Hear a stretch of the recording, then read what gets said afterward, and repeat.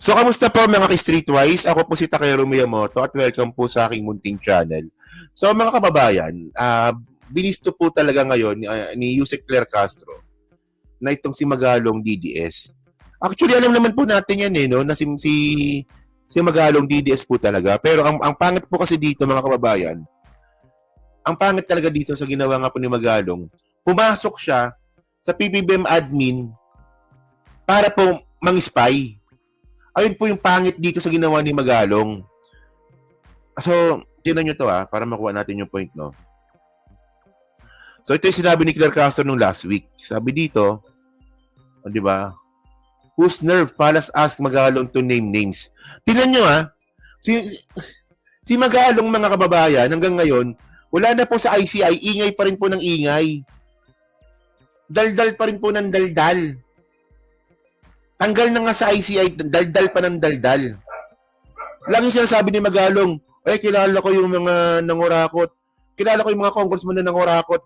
Kapag tinatanong naman sa kanya kung sino yung mga yun, hindi ko muna sabihin. Puti lang taon mo nang ginagawa yan. Actually, nung 2023 pa, ang dami na po expose ni Magalong. Pero ni minsan wala po siya pinakitang ebidensya. At wala rin po siyang binabanggit na pangalan po ng nangungurakot. For example, sabi niya, merong 777. Merong 15-15-15. Ano nangyari doon? So ngayon, tinan nyo to Sabi dito, PCO Undersecretary Claire Castro post this question to Baguio City Mayor Benjamin Magalong, who resigned last week from Independent Commission, di ba? Magalong has that expressed surprise. So sabi niya dito, I think I struck a nerve. Magalong said last week, adding that he may hit too close to home. So ano ba ibig sabihin ng I think I struck a nerve? Meron kang nasagasaan. Kaya ka tinanggal sa ICI. So yun na naman pala. Nag-implicate na naman siya ng malis. Wala na naman pinangalanan. O nga pala 777, 15-15-15. Alam ko may 15-15 din Tapos may 30-30-30 pa ata, di ba? Parang ganun. Ang dami niya expose na kalokohan, no? So ngayon, ang malupit dito, no? Wala na po, no? Talagang bilisan na po siya ni Claire Castro. At ito palang si Magalong, sangkot pala sa tokhang. Siya mismo umamin. So syempre, pag ikaw po ay sangkot sa tokhang, DDS ka talaga. Especially, nasangkot ka na nga sa tokhang, pinagtatanggol mo pa yung tokhang. So DDS ka nga talaga. So, ang point dito, diyan natin makikita yung intensyon ni Magalong. Bakit siya nandyan at dikit ng dikit sa presidente at nakuha niya po talaga na makuha yung tiwala ng presidente at inappoint po siya sa ICI. Para malinaw ito, tinan nyo to. Ito yung interview ni Claire Castro kanina No? Anyway, attorney, ano po? Opo. Anong reaction niya niya actually sa mga pahayag ni Mayor Magalong? On my part, as a lawyer and as an ordinary citizen, kasi doon binanggit niya kasi na nilinis niya na kasi agad ang dating Pangulong Duterte sa anumang usapin tungkol sa EJK dahil sinabi niya doon sa kanyang interview na ang Pangulong Duterte daw ay strategic guidance. Siya yung the what at hindi siya yung the how. So nilalagay niya ngayon ang kasalanan doon sa mga nag-implement. So yun yung tingin niya. So in other words, walang lumalabas na mali ang Pangulo dahil maganda yung kanyang intensyon. And at the same time, kaya niya alam ito, pero may mga pagkakamali, may umabuso nga daw. At kaya niya ito alam dahil siya nga daw yung head ng Oversight Committee ng Tokhang. Di ba? So umamin po pala si Magalong sa isang podcast na siya mismo, si Magalong mismo, ay parte po ng isang oversight committee ng Tokhang. Di ba? So, alam naman natin, pag sinabi natin, pagka ikaw ay yung head ng oversight committee, ibig sabihin, ikaw yung nagko-komando para magkaroon ng smooth operation. Ikaw yung nag-o-oversee ng mga paggawa ng mga duties ng mga members. So, yun yung alam kong description ng oversight committee ng isang grupo. So, doon pa lang, sabi niya, nagkakaroon sila ng command conference. Ibig sabihin, meron siyang alam sa operasyon ng Tokhang. Kasi oversight committee head siya ng Tokhang. So, kaya mukhang alien si Magalong. Sinong batang 90s dito? Yung mahilig manood ng cartoons, yung mahilig manood ng cartoons. Alam niyo yung ano, si Dexter's Laboratory? Alam niyo yun? Yung kaaway ni Dexter na si Mandark. Kamukha ni Magalong yun eh, no? Malamang baka hindi nyo gets yun. Pero kamukha ni, ayan si Albert. Kamukha ni Magalong yan, di ba? Si Mandark. Yung kalaban ni Dexter's Laboratory. Di ba? Alam niya pala na doon sa listahan, iba na pupolitika lang. At yung iba ay intention lang na pinapatay. So, knowing that, part ka ng oversight, ikaw yung oversight committee head ng Tukhang, what did you do? Mhm. Diba?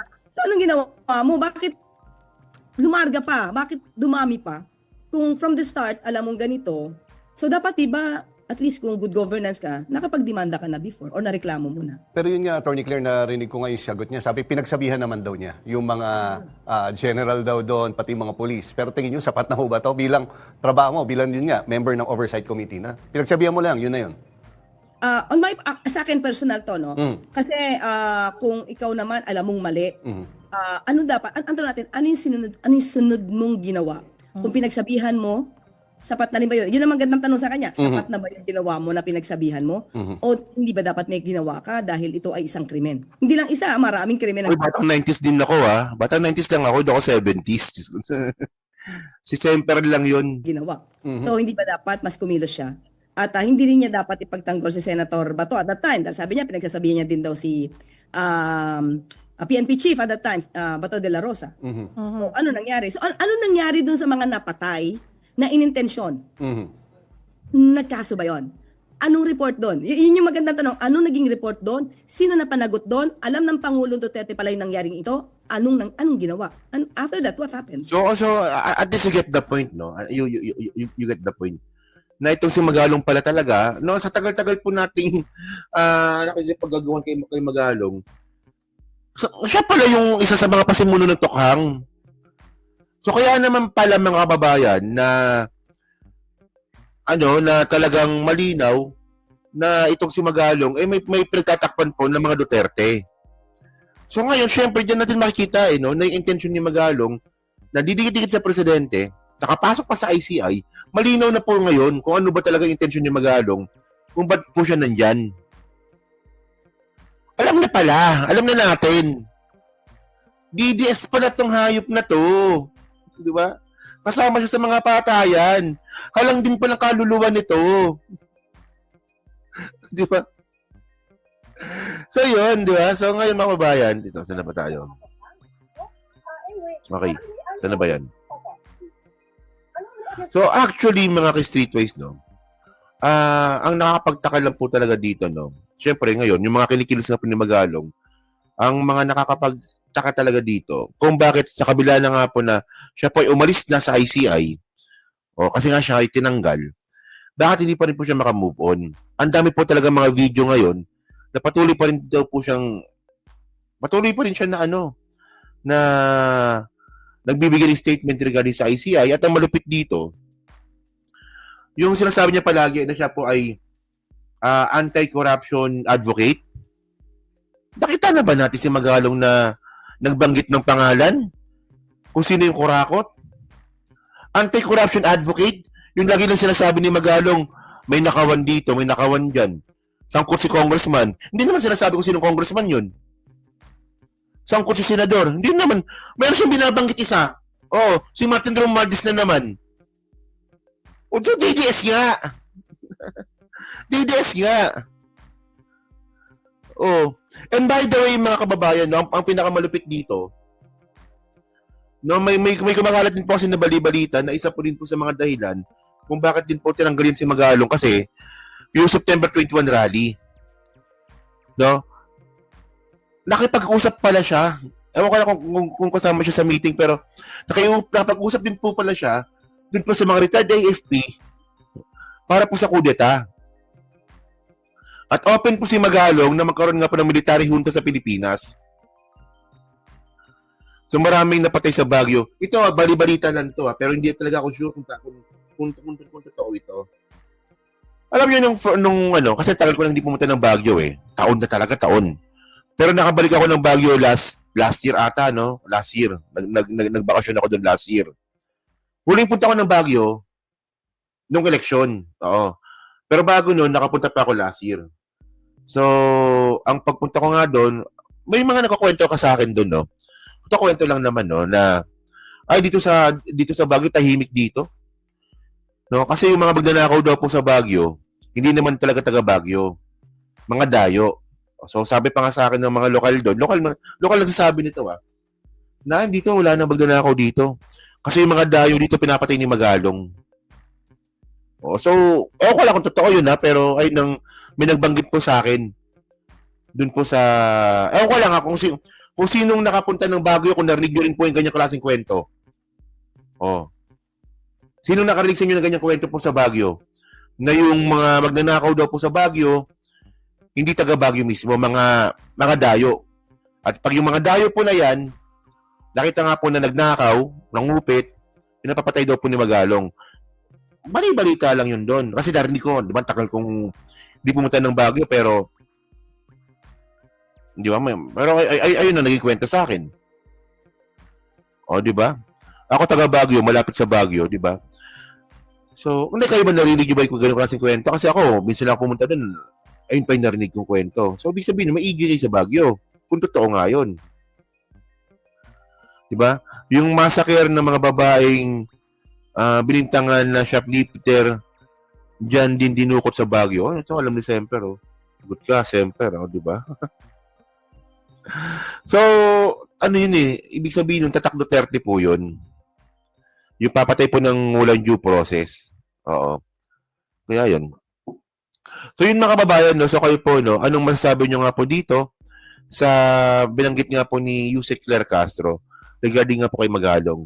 So bistado na po talaga si Magalong, no? At sana, huwag na po siya makabalik sa admin ni PBBM. No? Kaya ayun talaga gusto ni Magalong, no? Alam niyo, nakakatakot talaga dito, Kung hindi pala nabisto itong si Magalong, ano pa kayang damage ang magagawa niya sa loob ng PBBM admin? So, baga, i-visualize nyo lang. I-visualize nyo lang. Kung hindi pala nabisto to, anong damage kaya magagawa nito? Di ba? So, yun lang. So, comment na po sa baba. Binabasa ko pang lahat yan. At syempre, yan sa Team Replay. Pa-like, pa-subscribe. Hindi naman kalabisan. Pa-share na rin po na video po na to. Okay. So, thank you mga ka-Streetwise. Kita na ulit tayo mamaya siguro, no?